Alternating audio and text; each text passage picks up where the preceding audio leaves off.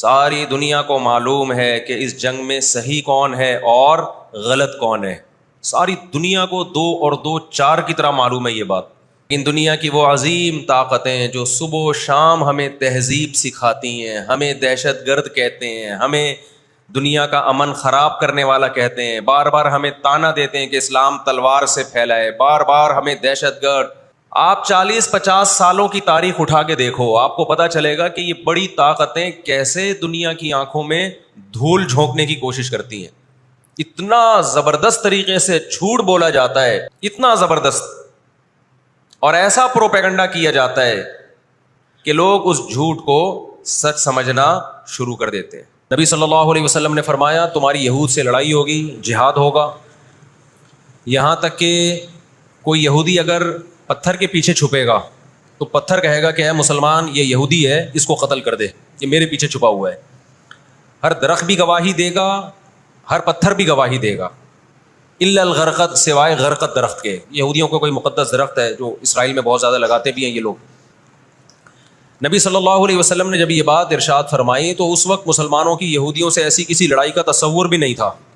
ایک پیش گوئی تھی جو کسی کے خواب و خیال میں بھی نہیں تھا کہ صدیوں بعد جا کے ایسا ہو سکتا ہے. اس سے بھی پتہ چلتا ہے کہ ہمارے نبی صلی اللہ علیہ وسلم کی جو پیش گوئیاں ہیں وہ اگر وہ پوری نہیں ہوئی تو آپ ٹائم کا انتظار کریں, ایک وقت پوری ہو جائیں گی. 1300 سال تک مسلمانوں کو اس حدیث کا مطلب سمجھ میں نہیں آیا. عملی دنیا میں ایمان تو تھا سب کا کہ اللہ کے نبی نے جو فرمایا برحق ہے, کیونکہ یہودیوں سے میں نے بتایا نا لڑائی ہوئی نہیں ہے. جب مدینہ سے اور جزیرہ عرب سے ان کو نکالا گیا, یہ دنیا کے مختلف ملکوں میں جا کے آباد ہو گئے ہیں. اس کے بعد یہ ہمیشہ یا تو عیسائیوں کے زیر سایہ رہے ہیں یا مسلمانوں کے زیر سایہ رہے. ان کی لڑائی اگر ہوئی عیسائیوں سے ہوئی ہے, مسلمانوں سے ان کا کبھی ٹاکرا نہیں ہوا. لیکن پیغمبر صلی اللہ علیہ وسلم نے کیا فرمایا صحابہ سے, تقاتلون, تم لڑو گے. تم سے مراد یہ امت لڑے گی, ایک وقت آنے والا ہے اور ایسی لڑائی ہوگی, ایسی لڑائی ہوگی کہ حتی یختبی احدکم وراء الحجر, کہ پتھر اور درخت بھی یہودی کا ساتھ دینا چھوڑ دیں گے. آج دنیا جن حالات کی طرف جا رہی ہے نا, یہ ایسا لگتا ہے کہ اس حدیث کے پورا ہونے کا ٹائم آ گیا ہے. ہم جب قرآن مجید پڑھتے تھے, اب بھی پڑھتے ہیں, لیکن جب طالب علمی کے دور میں جب سمجھ کے پڑھنا سیکھا ہم نے, تو ہم جگہ جگہ قرآن میں دیکھتے تھے ضربت علیہم الذلہ, اللہ نے ان پر ذلت کو مسلط کر دیا ہے. میں بار بار کہوں یہودیوں سے ہماری مراد علی الاطلاق سارے یہودی نہیں ہیں, کیونکہ میرے بیان کو لوگ شارٹ کلپ بنا کے غلط چلاتے ہیں. تو بار بار میں کہتا ہوں میرا کلپ ادھورا چلاتے ہیں نا تو کوئی یہودیوں کے خلاف نہ چلائے, سارے یہودی ایک جیسے نہیں ہیں. ہم اسرائیل کے اگینسٹ ہیں, تو ہماری جو لڑائی ہوگی اسرائیل سے ہوگی. حدیث میں جس یہودی سے لڑائی کا ذکر ہے اس سے مراد بھی کون سے یہودی ہیں؟ یہ فتنہ پرست اور شر پسند یہودی. تو آپ صلی اللہ علیہ وسلم نے فرمایا کہ تقاتلون الیہود, تمہاری جنگ کس سے ہوگی؟ یہود سے ہوگی. دجال کس کا سپورٹر ہوگا؟ بولتے کیوں نہیں؟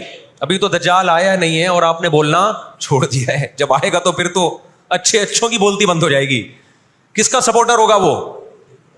ہاں, میں عرض کر رہا تھا کہ ہم جب قرآن پڑھتے تھے ضربت علیہم الذلہ, قرآن کہتے ہیں ہم نے ذلت ان کے اوپر دے ماری ہے ان فسادوں کی وجہ سے جو یہ کرتے رہے ہیں دنیا میں, ان فسادات کی وجہ سے. ہم جب پڑھتے تھے ہم کہتے تھے اے اللہ آج تو یہودی ذلیل نہیں ہے. اسرائیل کتنا پاورفل ہے کہ گچی کس کی پکڑی ہوئی ہے اس نے؟ امریکہ کی. ہندوستان کو گچی سے پکڑا ہوا ہے. تو آج تو بڑی عزت ہے. میں نے اپنے استاد سے یہ سوال پوچھا, انہوں نے بڑا معقول جواب دیا اور یہ تفسیر کی کتابوں میں بھی لکھا ہے. دیکھیں آپ یہودیوں کی ہسٹری اٹھا کے دیکھیں نا, ہمیشہ کوئی نہ کوئی ایسا ان پر مسلط ہوا ہے جنہوں نے ان کی شرارتوں کا مزہ ان کو دنیا میں چکھایا ہے. قرآن سے بھی یہ بات ثابت ہے کہ ان کو ان کی شرارتوں کا مزہ, عذاب جو ہے وہ دنیا میں ملتا رہے گا. میں بار بار کہتا ہوں ہٹلر نے بھی ان کو عذاب دیا ہے. ہٹلر سے پہلے بھی اسلامی نہیں بلکہ دنیا کی تاریخ میں بہت سے ہٹلر گزر چکے ہیں جنہوں نے ان کی شرارتوں کے ان کو دنیا میں سزا دی ہے. ہم پھر بھی بتائیں ہم ہٹلر کے حامی نہیں ہیں جو ظلم اس نے کیا, لیکن وہ بھی ان کی شرارتوں سے بیزار تھا. قرآن کہہ رہے ہم نے ان پر ذلت کو دے مارا ہے. دنیا میں بہت دفعہ رسوا ہوئے یہ. اب کیا ہے یہ آخری ذلت ہے یہودیوں کی. آپ کو معلوم ہونا چاہیے جب دنیا میں کسی کو بہت زیادہ ذلیل کیا جاتا ہے نا تو پہلے اس کو عزت دی جاتی ہے. کسی کے گلے میں آپ جوتوں کا ہار پہنا دو, یہ بھی ایک ذلت ہے. اور ایک طریقہ یہ 3 پیس سوٹ ٹائی میں آپ اس کو صدارت کی کرسی پہ بٹھائیں اور پھر آپ اس کو جوتوں کا ہار پہنا دیں. بتاؤ کون سی بڑی ذلت ہے؟ یہ دوسری ذلت پہلی ذلت سے بڑی ہے. پوری دنیا میں مار کھانے کے بعد نا اپنی شرارتوں کی وجہ سے آج اللہ نے ان کو ایک تھوڑی سی حکومت دی ہے.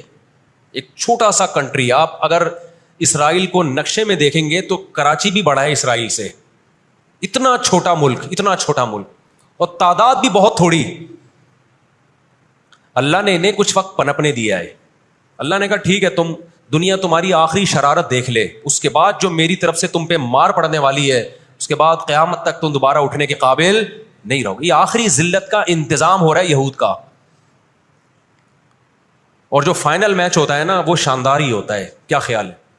سیمی فائنل میں اتنا لوگ دلچسپی سے نہیں دیکھتے, کوارٹر فائنل میں اتنا دلچسپی سے بولو نہیں دیکھتے جو فائنل میچ دیکھتے ہیں. اللہ نے ان کا ظلم پوری دنیا کے سامنے نمایا. آج جو غزہ پہ جو کچھ ہو رہا ہے پوری دنیا کے سامنے اللہ نے دکھا دیا. اقوام متحدہ کی 60 سے زیادہ قراردادیں ہیں جس کی اسرائیل دھجیاں اڑا چکا ہے. 60 سے زیادہ قراردادیں, 60 سے زیادہ, جس کو اسرائیل نے ماننے سے انکار کیا ہے. یونائٹڈ نیشن کی بات کر رہا ہوں میں. تو اللہ تعالیٰ ان کو تھوڑا سا پنپنے دے رہے ہیں کہ ٹھیک ہے اس دفعہ سیمی فائنل تم جیت لو, فائنل تک تو پہنچو نا تم, اس کے بعد ہوگا کیا. دیکھو آپ نے سنا ہوگا کہ لاتوں کے بت ہاتھوں سے نہیں مانتے. یہ جو اسرائیل جو کچھ کر رہا ہے نا اس کا اصل حل مجھے بھی پتا ہے. اس کا اصل حل ہے جہاد. اس کا اصل حل کیا ہے؟ جہاد. تو آج بھی رشیا, چائنا وہ اسرائیل کے حق میں نہیں ہے. عین ممکن ہے اللہ مظلوموں کی آواز سے ایسے حالات پیدا کر دے کہ اس جنگ میں براہ راست کون کود پڑے؟ سوویت یونین کود پڑے. اور اگر سوویت یونین اس جنگ میں کود پڑا جس کے پورے چانس لگ رہے ہیں تو پھر یہ تیسری جنگ عظیم کی طرف معاملہ جائے گا. اور پھر دنیا میں جو تباہی ہوگی نا, تباہی ہوگی وہ میرے اور آپ کے تصور سے بھی زیادہ ہے. کیونکہ اب تلواروں سے یا صرف ہوائی جہازوں سے جنگ نہیں ہوتی, اب سب کے پاس نیوکلیئر ہتھیار ہیں, اب ایٹم بم چلیں گے. آج اگر دنیا انسانیت پہ رحم کھانا چاہتی ہے, آج اگر امریکہ, برطانیہ, جرمنی, فرانس جو دنیا کے لیڈر کہلائے جاتے ہیں, آج اگر یہ چاہتے ہیں کہ انسانیت کو تباہی سے بچائیں, جو اصل ظالم ہے نا یہودی, اس کا ہاتھ روکنا ہے, تو آج اگر یہ اسرائیل کا ہاتھ زبردستی روک لیتے ہیں تو دنیا بڑی تباہی سے بچ جائے گی. اور اگر یہ دنیا اسرائیل کا ہاتھ نہیں روکتی اور اس جنگ کو بند کرنے کی کوشش نہیں کرتی تو بھائی جو تیسری جنگ کی طرف معاملات جا رہے ہیں اس کے ذمہ دار یہ لوگ ہوں گے جو دنیا میں تہذیب کے ٹھیکیدار ہیں. ہمیں قرآن و سنت میں اس بارے میں کیا ہدایات ملتی ہیں؟ اللہ کہتا ہے میں نے یہود پہ ذلت کو مسلط کر دیا ہے. اس آیت میں اور اس حدیث میں جو میں نے تقاتلون الیہود والی حدیث پڑھی, اس میں مسلمانوں کے لیے خوشخبری ہے کہ اللہ تعالیٰ نے جیسے بنی اسرائیل انتہائی کمزور تھے, فرعون کا ظلم اور بربریت کا شکار تھے, اللہ سورہ قصص میں کہتے ہیں وَنُرِيدُ أَن نَّمُنَّ عَلَى الَّذِينَ اسْتُضْعِفُوا فِي الْأَرْضِ, ہم نے ارادہ کیا کہ زمین میں کمزور ترین لوگوں کو اٹھا کے زمین کا امام بنا دیں گے, طاقتور پہ غالب کر دیں گے. بہت دفعہ ایسا ہوا ہے, کم من فئۃ قلیلۃ غلبت فئۃ کثیرۃ باذن اللہ. اللہ کہتے ہیں دنیا کے نقشوں میں جو غالب ہوتا ہے, جس کی فتح اسباب کی دنیا میں یقینی ہوتی ہے, میں بہت تھوڑی سی جماعت کو طاقتور بنا کے دنیا کا امام بنا دیتا ہوں. ہمیں اللہ کی رحمت سے اور قرآن اور حدیث کی جو بشارتیں مل رہی ہیں اس سے پوری امید ہے کہ انشاءاللہ یہ جو ابھی حالات ہوئے ہیں انشاءاللہ یہ اسرائیل کی شکست پہ اور یہودیوں کی ہمیشہ کے لیے شکست پہ یہ اس کا نتیجہ نکلے گا انشاءاللہ. اور نبی صلی اللہ علیہ وسلم کی وہ حدیث پوری ہوگی کہ تمہاری جو بڑی جنگ ہوگی, نبی نے کیا فرمایا, اس امت کی ایک جماعت ہمیشہ جہاد کرتی رہے گی. لا یزال طائفۃ من امتی ظاہرین علی الحق, ہر دور میں لڑائی ہوئی ہے, جہاد ہوا ہے. آپ اس ہسٹری اٹھا کے دیکھ, کہیں نہ کہیں جہاد ہمیشہ ہوتا رہا ہے. تو آج بھی ایسا ہوگا. اور بالآخر یہ معاملات اگر بین الاقوامی دنیا نے کنٹرول نہیں کیے تو نبی صلی اللہ علیہ وسلم کی پیش گوئیاں انشاءاللہ بہت جلد پوری ہونے والی ہیں. اور یہ جو ان کو عزت ملی ہے نا, یہ اصل میں بہت بڑی ذلت کی تمہید ہے. جب کسی کی بہت بڑی بےزتی کرنی ہوتی ہے تو اس کو پہلے بہت زیادہ عزت دینی پڑتی. اس وقت دنیا میں دو بڑی طاقتیں ہیں جو اس وقت تیسری ورلڈ وار کی طرف دنیا کو لے کے جا رہی ہیں. آپ کو پتا ہے پہلی جنگ عظیم میں کتنے لوگ ہلاک ہوئے, دوسری جنگ عظیم میں کتنے لوگ ہلاک ہوئے, اور اب جب تیسری جنگ عظیم ہوگی تو ہلاکتوں کا جو ریشو ہوگا, میں سمجھتا ہوں آدم علیہ السلام کے زمانے سے لے کر اب تک دنیا میں جتنی ہلاکتیں ہوئی ہیں وہ ایک طرف ترازو کے ایک پلڑے میں رکھتے ہیں آپ, اور یہ تیسری جنگ عظیم جو اسرائیل کی وجہ سے ہونے جا رہی ہے اس میں جو ہلاکتیں ہوں گی وہ تمام ریکارڈ توڑ دیں گی, اور اس کا ذمہ دار برطانیہ, امریکہ اور اسرائیل ہوگا, جو دنیا میں سب سے زیادہ تہذیب کے ٹھیکے دار سمجھے جاتے. دنیا میں دو بڑی جنگیں ہو چکی ہیں, ان دونوں بڑی جنگوں میں کہیں بھی کسی مسلمان کا نام بولو نہیں آئے گا, کہیں بھی نہیں آئے گا, کیونکہ کسی فلاں مسلم کی وجہ سے ہوئی ہے یہ جنگ. اور اب تیسری جنگ عظیم کی طرح, اور یہ جنگ ہوگی, یہ ذہن میں رکھیں. قرآن نے یہ بھی واضح کر دیا کہ آپ کسی پر زبردستی نہیں کر سکتے, تلوار کی زور سے کسی کو اسلام میں داخل نہیں کر سکتے. اے اللہ ہم نے ان غیر مسلموں سے سلوک کیسا کرنا ہے یہ بھی قرآن نے بیان کر دیا. لا ينهاكم الله عن الذين لم يقاتلوكم في الدين ولم يخرجوكم من دياركم ان تبروهم, 28واں پارہ. جو بھی غیر مسلم ہے, چاہے وہ یہودی ہو, چاہے وہ عیسائی ہو, چاہے وہ ہندو ہو, سکھ ہو, بدھسٹ ہو, اللہ فرماتے ہیں اللہ تمہیں ان سے اچھے سلوک سے منع نہیں کر رہا, بلکہ اچھے سلوک کا اللہ تمہیں حکم دے رہا ہے. ہمارے نبی صلی اللہ علیہ وسلم جب کوئی یہودی بیمار ہوتا اس کی بھی عیادت کے لیے اسی طرح جایا کرتے تھے جیسے کسی مسلمان کی عیادت کے لیے جاتے. ہمارے نبی کی زوجہ ایک یہودی خاندان سے تھیں, وہ اپنے یہودی خاندان کو ہدیے دیا کرتی تھیں. ہمارے نبی صلی اللہ علیہ وسلم نے اس عمل سے انہیں منع نہیں کیا. ہماری دشمنی یہودیوں سے نہیں ہے, عیسائیوں سے نہیں ہے, ہماری دشمنی ان یہودیوں سے ہے جو اسرائیل کو سپورٹ کر رہے ہیں. آپ اگر قرآن اٹھا کے دیکھیں, اللہ تعالیٰ نے اپنے محبوب ترین پیغمبر موسیٰ کلیم اللہ وقربناہ نجیہ, جن کے بارے میں قرآن کہتا ہے وہ پیغمبر جن کو کوہ طور پہ بلا کے میں ان سے سرگوشیاں کیا کرتا تھا, اس پیغمبر کو اللہ نے اس قوم کی طرف بھیجا. کس قدر ٹینشن دی یہودیوں نے موسیٰ علیہ السلام کو. ہٹلر جو تھا نا دوسری جنگ عظیم میں تو جرمنی گیا ہوں نا, میں نے وہ قبرستان بھی دکھایا تھا یہودیوں کا. ہٹلر نے یہودیوں پہ بہت زیادہ ظلم کیا, جو بالکل غلط کیا. ہم اس ظلم کو کبھی بھی حوصلہ افزائی نہیں کرتے, دیگوں میں اٹھا اٹھا کے زندہ ڈال دیا کرتا تھا. ہم اس عمل میں ہٹلر کی بالکل بھی حوصلہ افزائی نہیں کرتے, اس عمل کو اپریشیٹ نہیں کرتے. لیکن اس نے ایک تاریخی الفاظ کہے تھے, اسے پتا تھا دنیا مجھے برا کہے گی بعد میں کہ لاکھوں یہودی مار دیے میں نے. اس نے کہا میں چاہتا تھا سب کو قتل کر دیتا, ایک بھی زندہ نہ چھوڑتا, لیکن کچھ میں زندہ چھوڑ کے جا رہا ہوں تاکہ دنیا جب مجھے یاد کرے گی نا کہ یہودی ظالم تھا تو دنیا کو پتا چلے گا کہ میں نے ان کو قتل کیوں کیا. کچھ چھوڑ کے جا رہا ہوں, یہ چین سے نہیں بیٹھیں گے, دیکھنا کرتے کیا ہیں یہ. ہٹلر اگر آج زندہ ہوتا, دنیا کہتی کہ تو بندہ ٹھیک نہیں تھا لیکن بات ٹھیک کر کے گیا ہے. جیسے مشرف بندہ ٹھیک نہیں تھا لیکن بات, اس نے کہا نا دنیا کس کی زبان مانتی ہے, ڈنڈے کی, بات ٹھیک کر کے گیا ہے. اور میں آپ لوگوں کو بھی کہتا ہوں, آپ کا گھر بھی ایک چھوٹی سی ریاست ہے, گھر میں آپ کا روب ہوگا تو صحیح چلے گا. گھر روب نہیں ہے تو بھی دماغ سے نکال دو کہ میں محبت اور امن شانتی کے ساتھ گھر صحیح چلے گا. امن شانتی سے ہی چلتا ہے گھر, روب کا ہونا بھی کیا ہے, اس کے بغیر نہیں ہوتا گزارا. سمجھتے ہو کہ نہیں؟ تو اللہ نے آدمی کو آدمی اس لیے بنایا ہے کہ اس کا تھوڑا روب رہے گھر کے اندر. روب ختم تو گھر سے بڑی مصیبت پھر کوئی نہیں ہے. دنیا بھی اسی اصول پہ چلتی ہے. قرآن نے ان کے بارے میں کیا کہا, ضربت علیہم الذلہ, ہم نے ان پر ذلت کو دے مارا ہے. آپ کو پتا ہے کہ یہود کا لفظ اتنی بڑی گالی دنیا کے لیے بن گیا تھا. ایران میں بہت زیادہ یہودی ہیں, پتا ہے آپ کو, اسرائیل کے بعد سب سے زیادہ یہودی ایران میں ہیں, لیکن انہوں نے اپنا نام ایران میں یہود نہیں رجسٹرڈ کروایا, کلیمی رجسٹرڈ کروایا ہوا ہے موسیٰ کلیم اللہ کی نسبت. کیوں؟ ان کو پتا ہے کہ یہود کا لفظ دنیا میں کیا بن چکا ہے, گالی.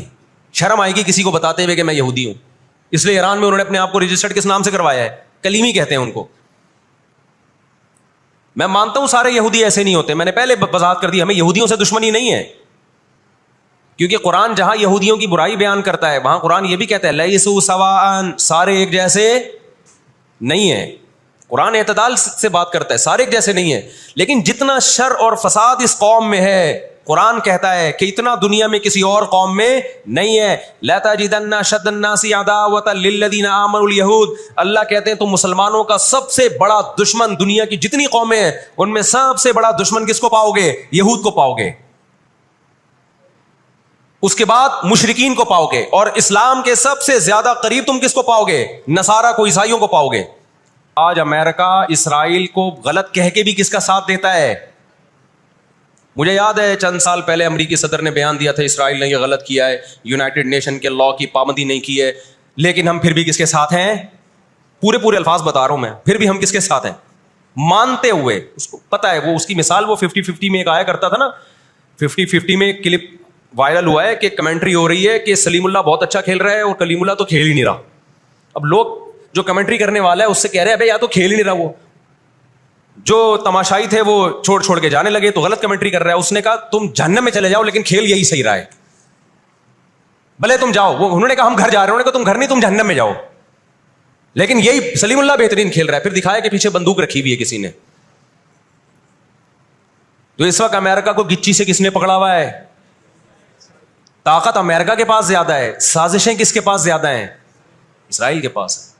معیشت پہ ایسا قبضہ کیا ہوا ہے، گچی سے پکڑا ہوا ہے کہ ہلنا نہیں. آج دنیا میں سب سے زیادہ دہشت گردی کا شکار مسلمان ہو رہا ہے، کشمیر میں بھی. اور میں کشمیر کے بارے میں نیوز چینل کی رپورٹ پیش نہیں کر رہا، میں دنیا میں جاتا ہوں، مقبوضہ کشمیر کے مسلمانوں سے بھی ملتا ہوں. نام ان کے ہائی لائٹ نہیں کیے جا سکتے، ان کی ویڈیو نہیں ڈالی جا سکتی ورنہ انڈیا ان کو تنگ کرے گا. مقبوضہ کشمیر میں کوئی ایک مسلمان ایسا نہیں ہے جو انڈین گورنمنٹ سے خوش ہو. ابھی مسقط میں ایک خاتون ملی مقبوضہ کشمیر سے، مجھے تو لوگ پہچان لیتے ہیں، کہنے لگے مفتی صاحب خدا کا واسطہ آپ آواز اٹھائیں، ہم پر بہت ظلم کر رہا ہے انڈیا، بہت مار رہا ہے ہمیں کشمیر میں، بتاؤ دنیا آواز اٹھا رہی ہے اس پہ؟ کیونکہ مسلمان کا خون بہ رہا ہے. روہن گیان میں کس کا خون بہتا ہے؟ برما میں مسلمان کا خون بہتا ہے. فلسطین میں کس کا خون بہ رہا ہے؟ مسلمان کا خون بہ رہا ہے. جہاں مسلمان کا خون بہے گا دنیا منہ پہ ٹیپ لگا لیتی ہے. جہاں کوئی ایک غیر مسلم، ہماری نظر میں مسلمان کا خون بہے یا غیر مسلم کا، ہم فرق نہیں کرتے، کسی پہ بھی ظلم ہوگا ہم آواز اٹھائیں گے. لیکن دنیا یہ فرق کرتی ہے، لیبل یہ لگاتی ہے کہ انسانیت پہلے مذہب بعد میں، لیکن ان کا ایٹیٹیوڈ بتاتا ہے کہ ان کی نظر میں مذہب پہلے ہے، انسانیت بعد میں ہے.